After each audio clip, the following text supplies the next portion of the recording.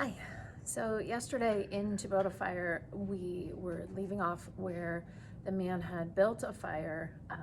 He had fallen into the water, his moccasins were frozen, the strings were frozen. He was taking out a knife. We weren't quite sure what he was gonna do with that.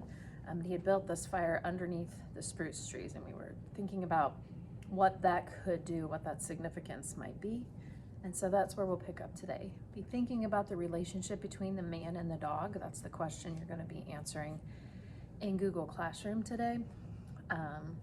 Analyzing how you know how the dog feels about the man and how the man feels about the dog based on their thoughts that the narrator gives us and their actions, the two of them.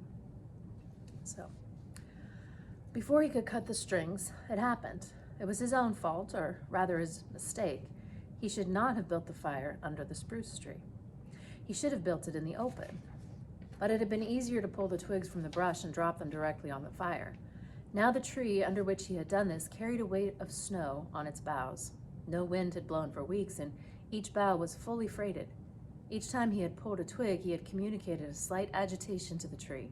An imperceptible agitation so far as he was concerned, but an agitation sufficient to bring about the disaster. What disaster do you think might be about to happen? High up in the tree, one bough capsized its load of snow. This fell on the boughs beneath, capsizing them. This process continued, spreading out and involving the whole tree. It grew like an avalanche, and it descended without warning upon the man and the fire was blotted out. Where it had burned was a mantle of fresh and disordered snow. The man was shocked. It was as though he had just heard his own sentence of death. For a moment he sat and stared at the spot where the fire had been. Then he grew very calm. Perhaps the old-timer on Sulphur Creek was right. If he had only had a trail mate, he would have been in no danger now. The trail mate could have built the fire. Well, it was up to him to build the fire over again, and this second time there must be no failure. Even if he succeeded, he would most likely lose some toes. His feet must be badly frozen by now, and there would be some time before the second fire was ready. So remember, he did not heed the advice of the man who warned him last fall about not going out on the trail alone, being prepared, all of those things. Such were his thoughts, but he did not sit and think them. He was busy all the time they were passing through his mind. He made a new foundation for a fire, this time in the open, where no treacherous tree could blot it out.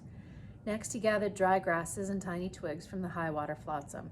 He could not bring his fingers together to pull them out, but he was able to gather them by the handful. In this way, he got many rotten twigs and bits of green moss that were undesirable, but it was the best he could do. He worked methodically, even collecting an armful of the larger branches to be used later when the fire gathered strength. And all the while, the dog sat and watched him, a certain yearning wistfulness in its eyes, for it looked upon him as the fire provider, and the fire was slow in coming. When all was ready, the man reached in his pocket for a second piece of birch bark.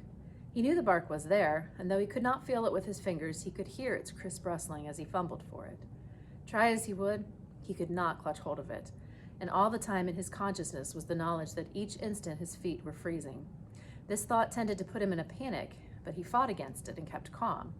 He pulled on his mittens with his teeth and threshed his arms back and forth, beating his hands with all his might against his sides. He did this sitting down, and he stood up to do it, and all the while the dog sat in the snow, its wolf brush of a tail curled warmly around over its forefeet, its sharp wolf ears pricked forward intently as it watched the man.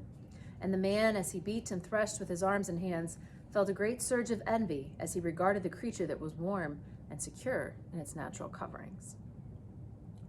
So the man is trying to get warm by moving around, by swinging his arms around, thrashing and whatnot. The dog is curled up in a ball, trying to get secure and warm, and now the man is wishing he could be doing the same thing.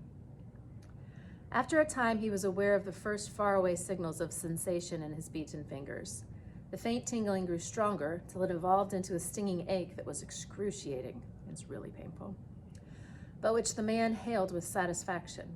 He stripped the mitten from his right hand and fetched forth the birch bark. The exposed fingers were quickly going numb again.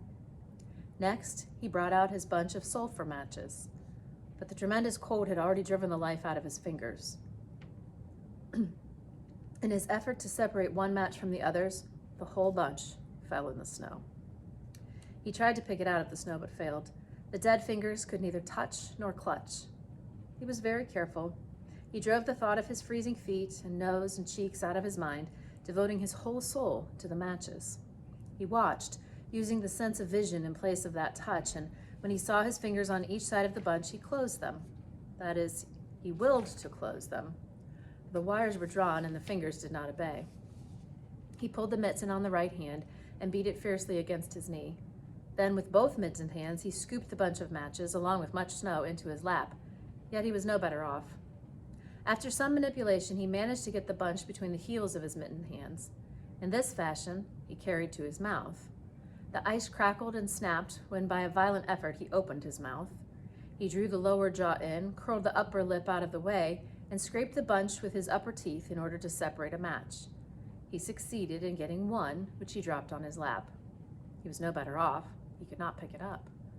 Then he devised a way. He picked it up in his teeth and scratched it on his legs. 20 times he scratched before he succeeded in lighting it.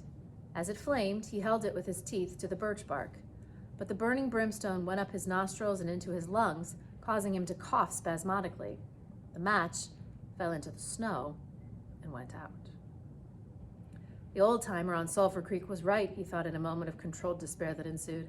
After 50 below, a man should travel with a partner. This line has kind of been repeated in different ways, but the same thought that he should not have been out traveling, that the man had warned him, and that he should have heeded that warning before he went on the journey.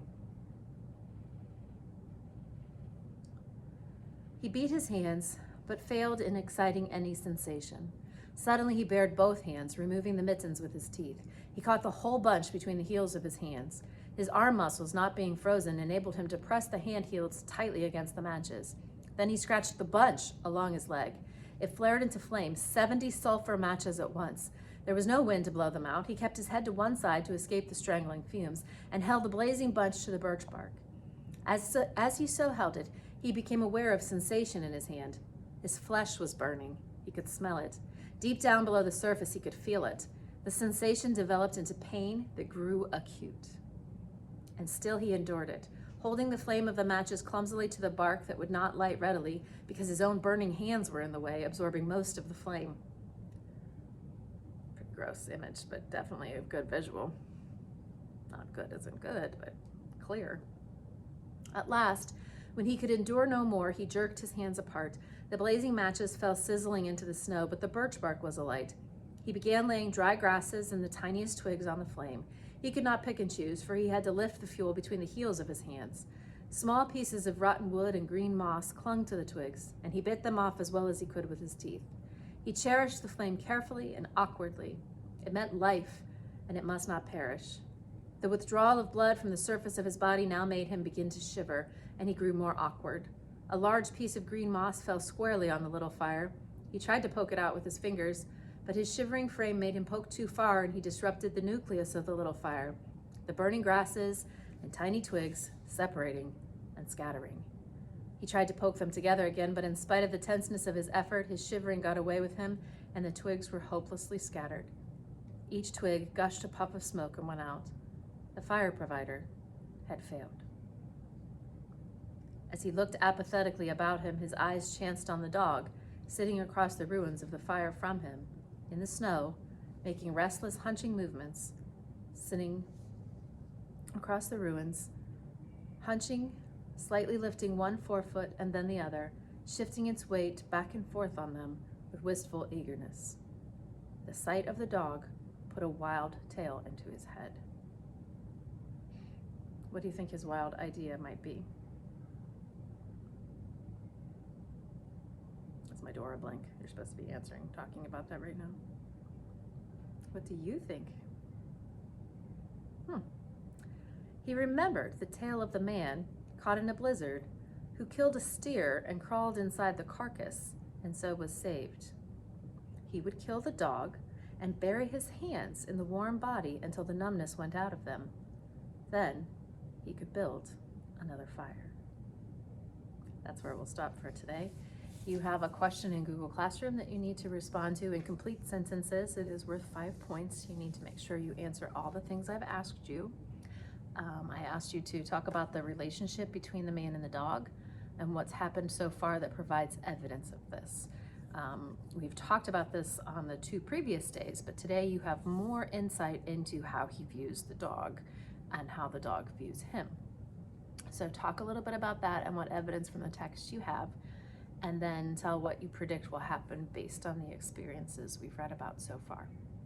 You'll then have a scavenger hunt to work on with a partner. You'll need to click into the text to do that. You have an exact same copy as me just by clicking on the link on your slides for today. And then when you're doing your independent reading, I have a second response question for you. Make sure you follow all the points of that. Both of the responses in Google Classroom are worth 5 points each today. Okay? Behave, do your best work, and I will see you tomorrow.